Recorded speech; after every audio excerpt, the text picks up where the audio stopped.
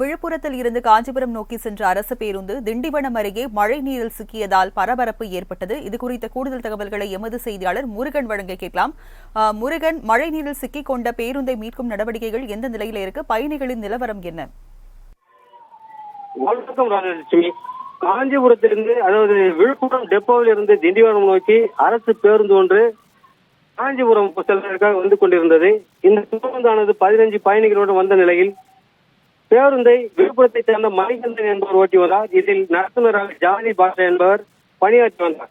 இந்நிலையில் திண்டிவனம் இந்திரா காந்தி பேருந்து நிலையம் அருகில் உள்ள ரயில்வே மேம்பாலத்தை பேருந்து கடக்கும் போது அங்கு ஏற்கனவே மழைநீர் அதிகமாக சென்ற நிலையில் பேருந்தின் எந்திரத்தில் மழைநீர் அதிகமாக சூழ்ந்து பேருந்து இயக்கப்படாத நிலையில் அப்படியே நின்றது. இதனால் பேருந்தில் வந்த பயணிகள் என்ன செய்வது என்று தெரியாமல் அலறி எடுத்த நிலையில் அவர்களை பத்திரமாக மீட்டனர்.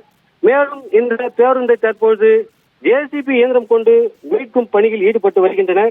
மேலும் நேற்று இரவு இந்த பகுதியில் மழைநீர் அதிகமாக சென்றதால் நகராட்சி சார்பில் தடுப்புகள் அமைக்கப்பட்டது. இன்று காலை அந்த தடுப்புகள் எடுக்கப்பட்ட நிலையில் இந்த பேருந்து அந்த வழியே வந்ததாக தெரிய வருகின்றது. மேலும் இந்த பேருந்தில் பணியாற்றுகின்ற மணிகண்டன் என்ற ஓட்டுநர்